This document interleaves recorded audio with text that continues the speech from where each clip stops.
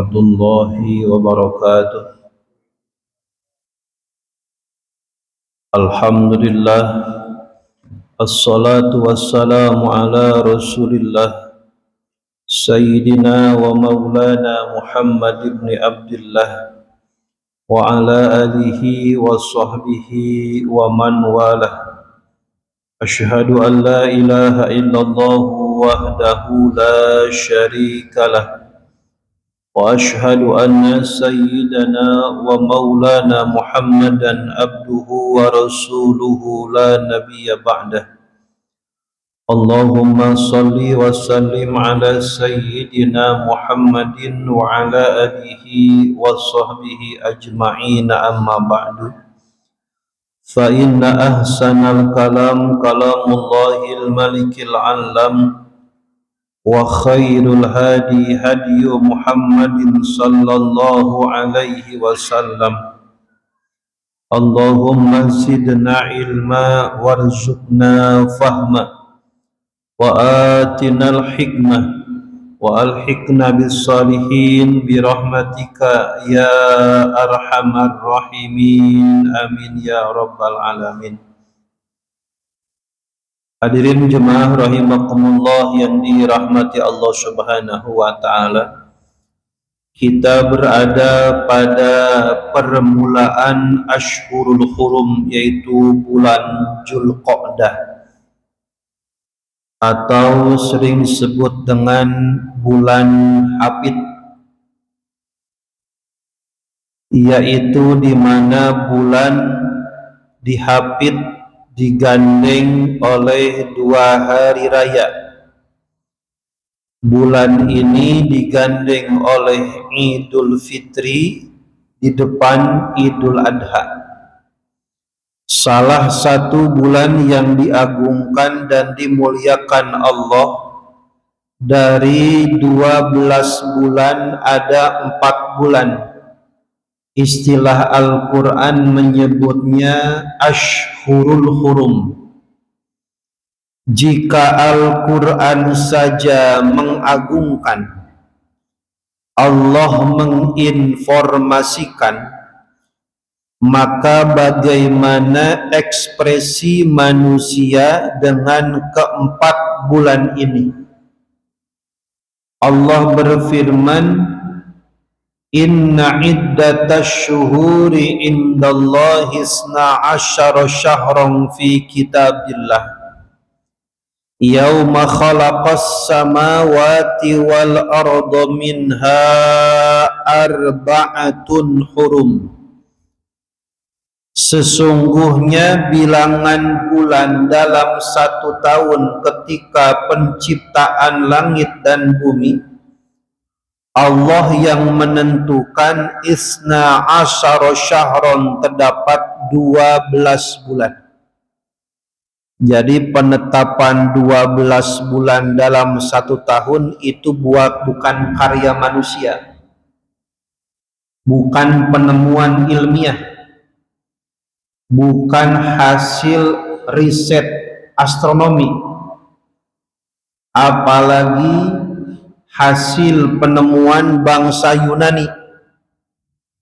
Al-Quran sudah lebih menginformasikan bahwa 1 tahun itu 12 bulan.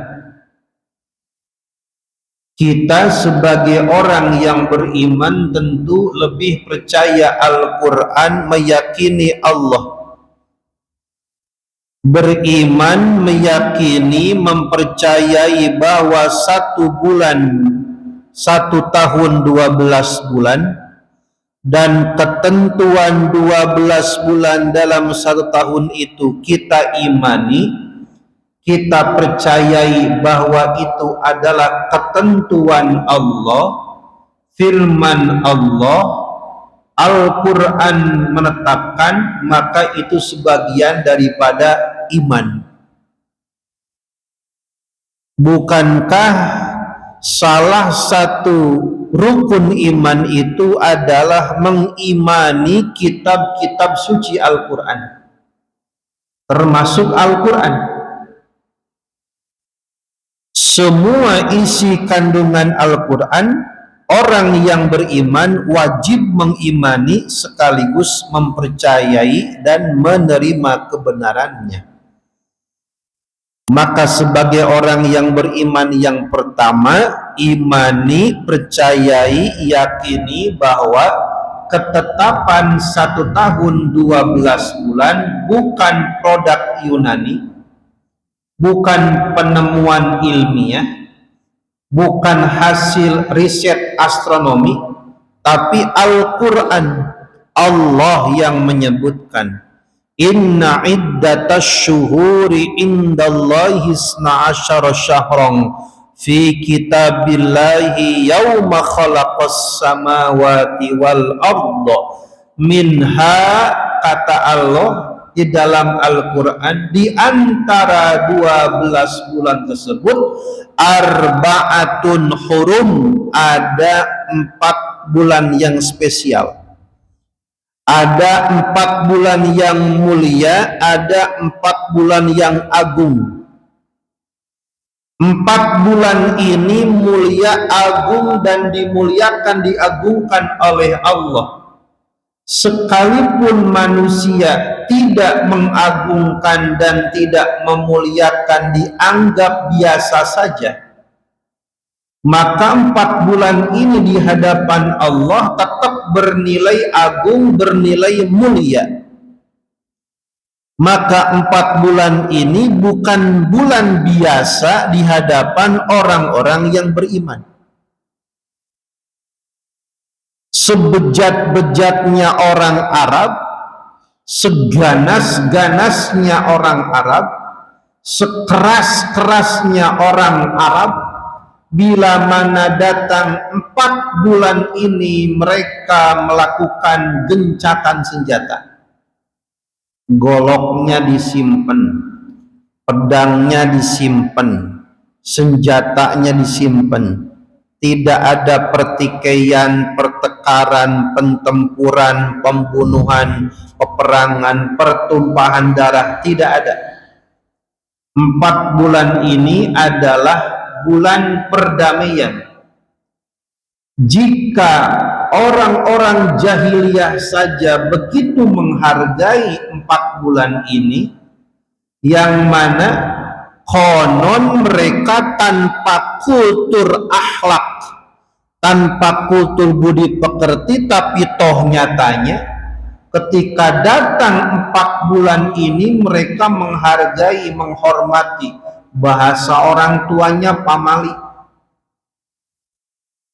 Maka setiap pertikaian, setiap perpecahan, setiap pertikaian, perpecahan, peperangan terjadi apapun, pertumpahan darah, bahkan perceraian sekalipun, pemutusan saudara sekalipun terjadi, jika di 4 bulan ini, maka dosanya bukan dosa biasa, dianggap kategori minal kabair, dosa besar. Orang Arab jahiliyah saja menghormati ke-4 bulan ini. Maka 4 bulan ini adalah 4 bulan perdamaian, yang mana 4 bulan ini para ulama menyebutkan salah satun mutawaliyatun, 3 bulan bergandengan, 3 bulan beruntut. Dzulqa'dah, Dzulhijjah, Muharram, wa wahidun fardun, yang satu mencil menyendiri, fahuwa Rajab. Maka dari ke-12 bulan tersebut adalah ada 4 bulan spesial, mulia, agung, yaitu Dzulqa'dah, Dzulhijjah, Muharram, Rajab. Kita berada di bulan Dzulqa'dah, diambil dari akar kata qa'ada, artinya duduk, meneng, diem baik. Kenapa bulan ini dinamakan bulan Dzulqa'dah? Karena di bulan ini orang-orang Arab zaman dahulu menghentikan semua aktivitasnya pada duduk baik. Pokoknya bulan ini mah udah ngopi baik udah menang. Kongko baik udah diem. Disebut bulan Dzulqa'dah. Qa'ada duduk. Mereka tidak bepergian, tidak keluar kota, tidak berjualan, tidak berbisnis ke luar negeri. Mereka diam menetap di kampung halamannya, dan itu terjadi di bulan Dzulqa'dah. Kenapa mereka diam meninggalkan aktivitas? Bukan tanpa alasan, ada motif besar. Ada sesuatu yang melatar belakangi alasan mereka menghentikan semua aktivitasnya di bulan Dzulqa'dah ini. Ekspor impor sejenak hentikan. Usaha keluar negeri, keluar kota hentikan.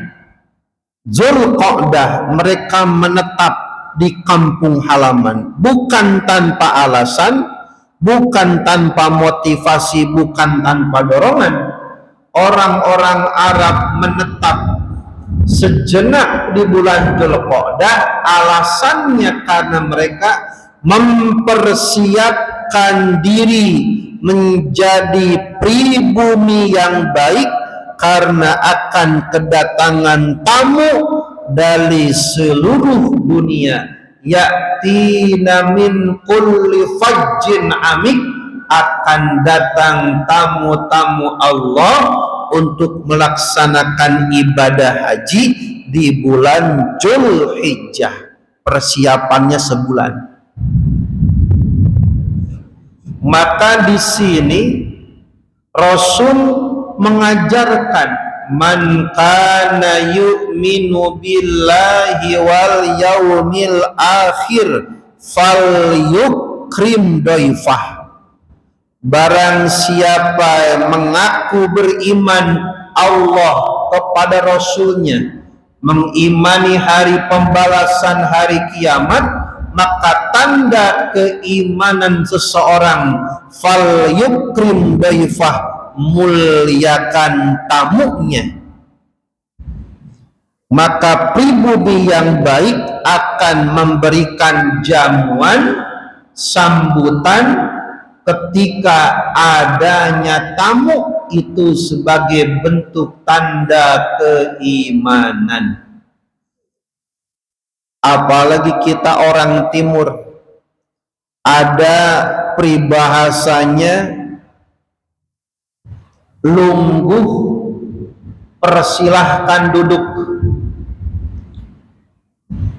subuh berikan suguhan, dawuh ngobrol. Bila mana ada yang bertamu, etisnya jangan ngobrol di halaman, persilahkan masuk ke dalam. Adabnya itu. Salah satu bentuk memuliakan tamu, persilahkan ke dalam. Bila mana ingin diorangi, wongke diorangin. Yang namanya orang ya diorangin. Yang bertamu ini manusia, bukan debt collector. Maka bila mana tamu, ya persilahkan masuk. Sebagian daripada adab ikramud duyuf, memuliakan tamu. Kecuali bila mana di dalam rumah kita ada sesuatu hal yang tidak layak dilihat sehingga mengganggu pemandangan tamu ataupun aib di rumah kita, maka boleh tidak diperlihatkan kepada tamu yang datang. Suatu ketika ada sahabat bertamu kepada Rasul. Udah mah bertamunya lama, ngeselin. bertamunya lama sampai berjam-jam. Udah mah bertamunya lama, ngeselin bagaimana? Rasul juga manusia, pengen istirahat, pengen rehat, ada keperluan lain dengan keluarga, sahabat, dan yang lainnya. Ini tamu, gak tahu waktu, gak tahu diri. Sampai-sampai karena tamu ini kelewatan batas, turun ayat yang menegur mereka, kalau bertemu jangan sampai mengganggu privasi yang punya rumah. Walaupun demikian, orang yang bertamu punya kewajiban, demikian pribumi punya kewajiban dan haknya. Maka di antara adab dalam bertamu adalah ikramud duyuf, memuliakan tamu. Maka bulan Dzulqa'dah, orang-orang Arab mereka lebih memilih menetap, tidak beraktivitas di luar, tidak berjualan, bukan tanpa alasan, karena mereka akan mempersiapkan akan datangnya tamu-tamu dari seluruh penjuru dunia. Allah abadikan di dalam surah Al-Hajj, wa azzin fin nasi bil hajji ya'tuka rijalan wa ala kulli dhamiri ya'tina min kulli fajjin amik. Ada yang datang ke Mekah melalui jalan udara, ada pakai pesawat. Ada yang ke Mekah melalui jalan laut, ada pakai kapal laut. Ada juga yang ke Mekah pakai jalan darat. Min kulli dhamirin, bahkan ada mereka yang datang ke Mekah menunggangi unta-unta yang kurus. Ya'tina min kulli fajjin amik, manusia datang ke Mekah dari seluruh penjuru dunia. Maka bulan Dzulqa'dah ini adalah momentum persiapannya orang-orang Mekah dalam rangka mempersiapkan diri akan datangnya orang-orang yang akan melaksanakan ibadah haji. Maka wajar mereka mempersiapkan 1 bulan penuh, ya'tina min kulli fajjin amik. Hadirin rahimakumullah yang dirahmati oleh Allah Subhanahu wa ta'ala, bagi mereka yang mendapatkan panggilan dan memenuhi daripada unsur-unsur istita'ah, karena haji ini bukan karena kaya, bukan karena sehat, tetapi harus memenuhi unsur-unsur istita'ah, kemampuan. Kemampuan apanya? 1, kemampuan finansial. Haji 2025 sekarang, Jawa Barat saja ada sekitar 900.000 yang sudah terpanggil, akan tetapi mereka belum melunasi biaya hajinya. Berarti mereka belum istita'ah, berarti secara administrasi mereka belum bisa berangkat. 1, finansial. Yang kedua, kesehatan. Walaupun sudah dipanggil, walaupun sudah lunas, ternyata ketika dicek kesehatan tidak memenuhi standar kriteria kesehatan ibadah haji, gagal berangkatnya. Walaupun finansialnya sudah lunas, akan tetapi fisik tidak memadai, maka tidak termasuk daripada istita'ah. Maka ayatnya jelas, walillahi 'alan nasi hijjul baiti man istata'a ilaihi sabila. Berangkatnya mah bisa Pak Ustadz, cuman khawatir kagak bisa balik. Jangan, berarti belum istitoah. Pak Ustadz badannya sehat, bekalnya ada, tapi bekalnya cukup buat berangkat doang, pulangnya tahu. Nah jangan, berarti belum istitoah. Maka unsur istitoah ini, satu, dia sudah memenuhi standar administrasi. Untuk berangkatnya sudah ada, tiketnya sudah ada, visanya sudah ada, bekal pulang perginya sudah ada, untuk orang yang di rumah sudah ada.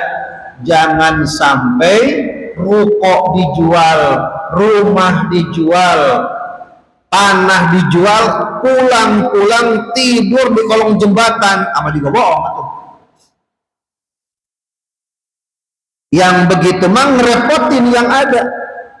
Jangan sampai haji mahaji, pulang haji nggak punya apa-apa. Nggak begitu. La ikraha fiddin.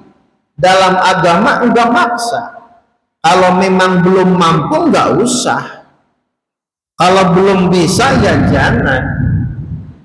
Maka syarat wajibnya bukan hanya Islam balik berakal, tapi wujuduz zad, adanya bekal.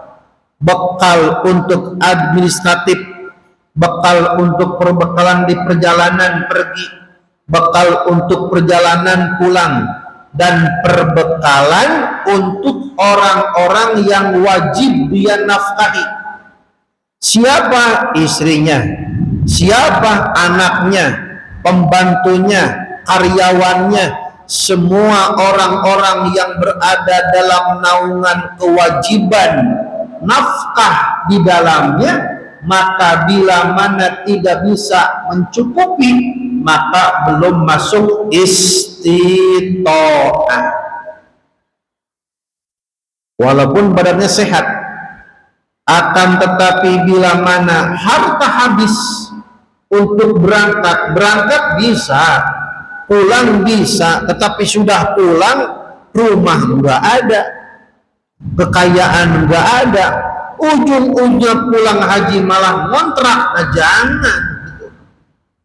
Walillahi 'alan nasi hijjul baiti man istata'a ilaihi sabila. Maka Rasulullah sallallahu alaihi wasallam mewanti-wanti, ajilul hajj, percepat ibadah haji jika memang ada waktu kesempatan. Karena boleh jadi kesempatan itu tidak akan terulang datang untuk kedua kalinya. Jika memang waktunya sudah ada, bekal sudah siap, fisik sudah siap, jangan dientar-entar. Fa inna ahadakum la yadri, karena seseorang di antara kalian tidak ada yang tahu apa yang akan terjadi esok hari. Esok hari bagaimana?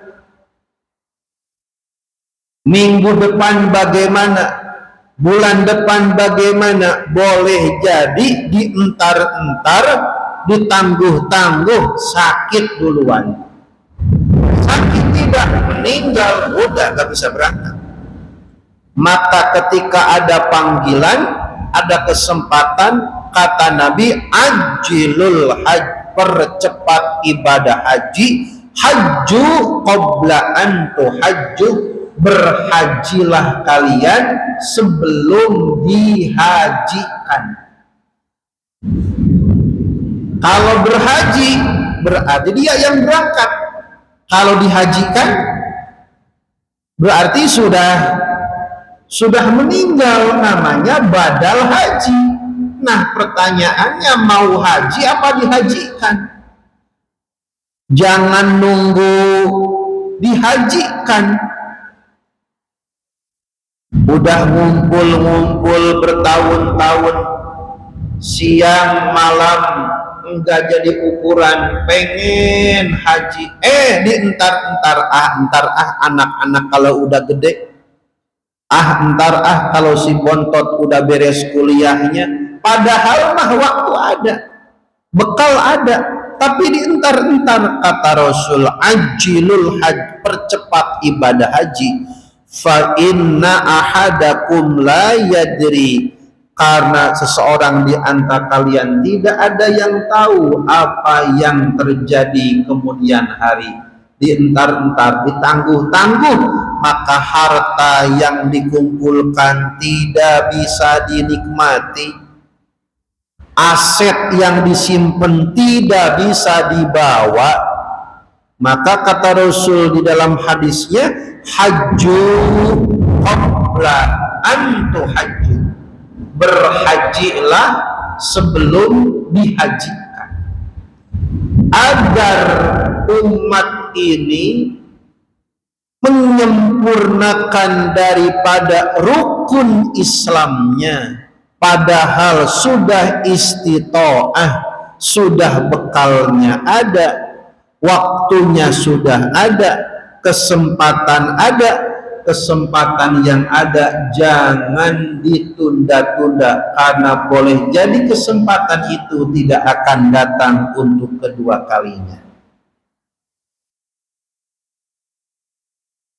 Hadirin rahimakumullah yang dirahmati Allah Subhanahu wa ta'ala,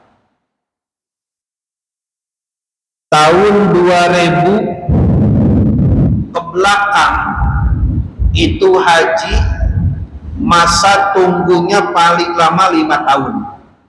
Tahun 2000, apalagi tahun 90 itu paling lama setahun 2 tahun. Saat itu biaya haji kurang lebih sekitar 7 juta, 5 juta. Tahun 90 saat itu. 95 masih 8 juta. Tahun 2000 masih 15 juta. Dan itu masa tunggunya paling lama 5 tahun. Sekarang 2025, waiting listnya kota Bekasi saja, bila mana daftar tahun ini, maka masa tunggunya kota Bekasi 25 tahun. Lebih lama lagi Jawa Timur. Jawa Timur waiting listnya, masa tunggunya 35 tahun. Waduh Pak Ustadz, ini kira-kira kesampaian apa kagak? Nah itu dia. Kaidahnya, bila mana sholat berdiri tidak bisa, bila mana sholat berdiri tidak bisa, bukan berarti nggak usah sholat. Sholat berdiri nggak bisa, bukan berarti nggak usah sholat. Haji masa tunggunya lama, bukan berarti nggak usah daftar haji. Bila mana sholat berdiri tidak bisa, maka sholatnya dengan duduk. Bila mana haji lama nggak kesampean, maka ada opsi yang kedua, yaitu dengan umroh. Maka di dalam Shahihul Bukhari, satu bab ada pembahasan babu wujubil umrah, wajib umrah. Nggak salah kalau saya itu umrah wajib. Seperti halnya wajibnya duduk sholat dibagi orang yang tidak bisa berdiri, maka sholatnya wajib dengan duduk karena berdiri tidak bisa. Bila mana haji lama tidak bisa, bukan berarti nggak usah daftar haji, maka dengan umroh. Bukan berarti dengan umroh impas hajinya, tapi minimal ada ikhtiar, ada upaya untuk menyempurnakan rukun Islam. Maka pantas Profesor Buya Hamka Al-Maghfurlah berkata, apa yang kita makan jadi kotoran, apa yang kita kumpulkan belum tentu kita nikmati, apa yang kita simpan boleh jadi rebutan. Apa yang kita makan jadi kotoran, yang kita simpan belum tentu semuanya kita nikmati, yang kita kumpulkan boleh jadi rebutan bila mana kita sudah tiada. Beliau memberikan sebuah motivasi, gunakan harta untuk ibadah, puas-puasin buat ibadah. Wong kita nyari harta buat bekal ibadah. Maka bagi yang mendapatkan panggilan untuk ibadah haji, datang bulan Dzulhijjah, maka beribadah haji. Datang bulan Dzulhijjah tapi tidak mendapatkan kesempatan ibadah haji, ngapain Pak Ustadz? Ibadah kurban.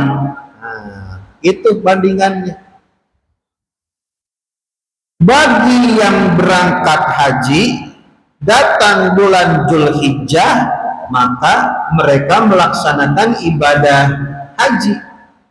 Bagi yang tidak melaksanakan ibadah haji, maka dianjurkan untuk berkurban.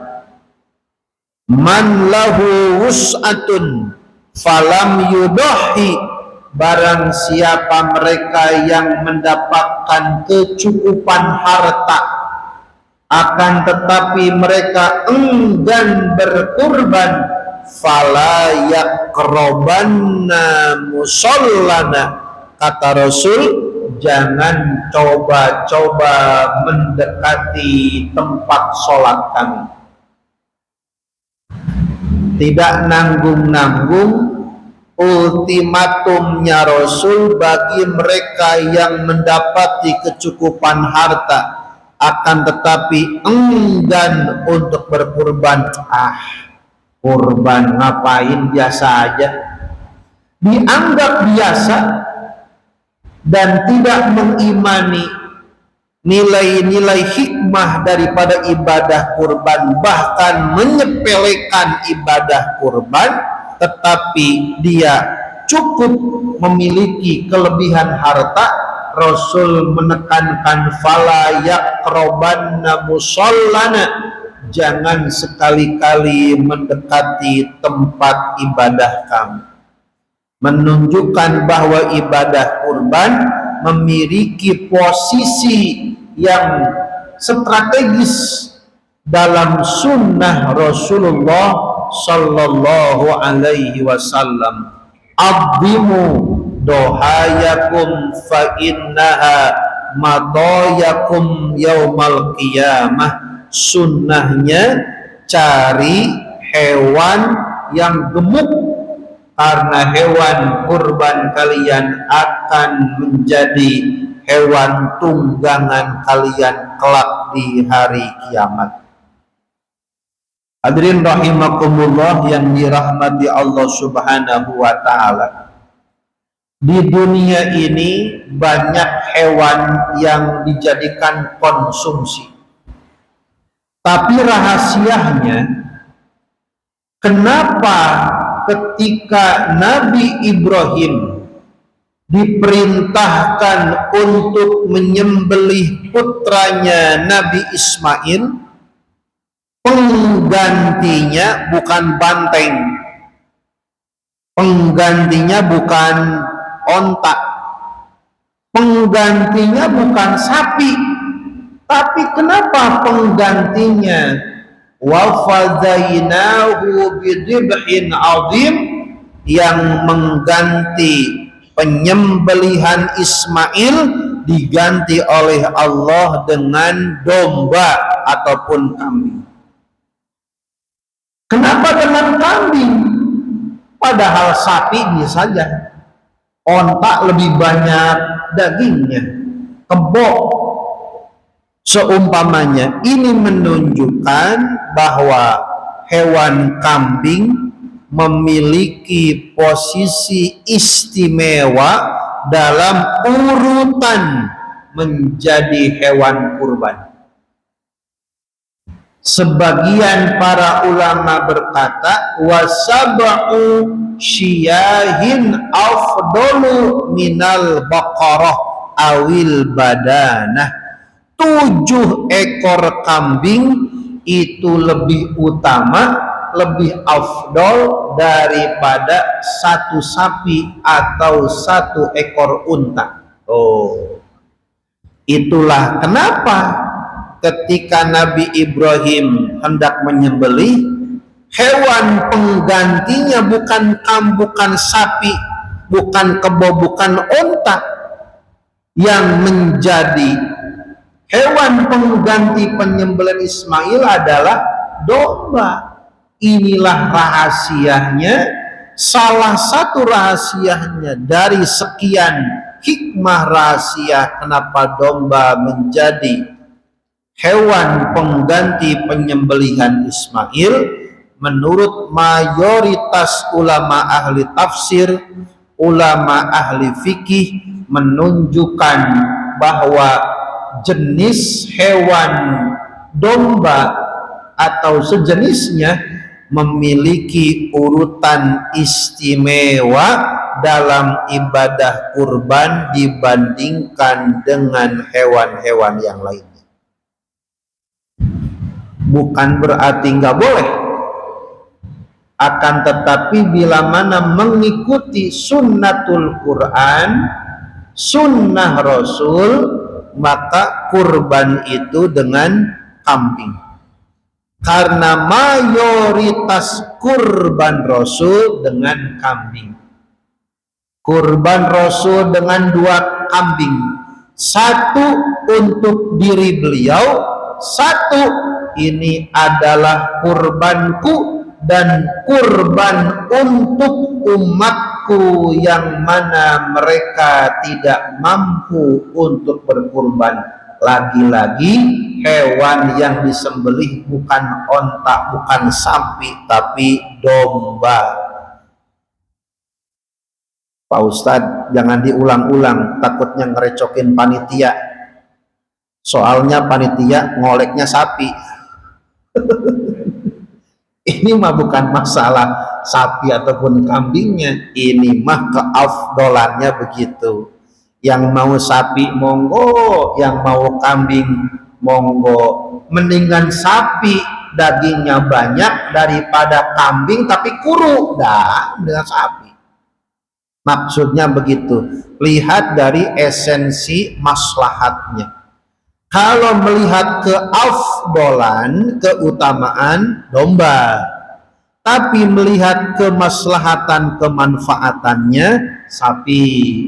Kenapa demikian? Karena banyak diminati oleh banyak kalangan. Tapi kalau kambing kadang-kadang dijadikan domba hitam. Gara-gara kambing darah tinggi. Giliran darah tinggi nyalahin kambing. Kata kambing, doh salah gua apa? Udah mah 1 tahun sekali disembelihnya, udah begitu. Gak usah kambing darah tinggi. Kata kambing darah tinggi nyalahin kita. Tongseng emang kita, begitu kata kambing. Giliran darah tinggi nyalahin kambing. Tuh. Ini adalah salah satu bagaimana pandangan para ulama berkaitan hikmah dengan bulan Dzulqa'dah dan bulan Dzulhijjah dalam rangka menyambut ibadah musim haji dan ibadah kurban. Mudah-mudahan Allah Subhanahu wa taala memberikan hidayah, taufik, keistiqomahan kepada kita. Akhirul kalam, assalamualaikum warahmatullahi wabarakatuh.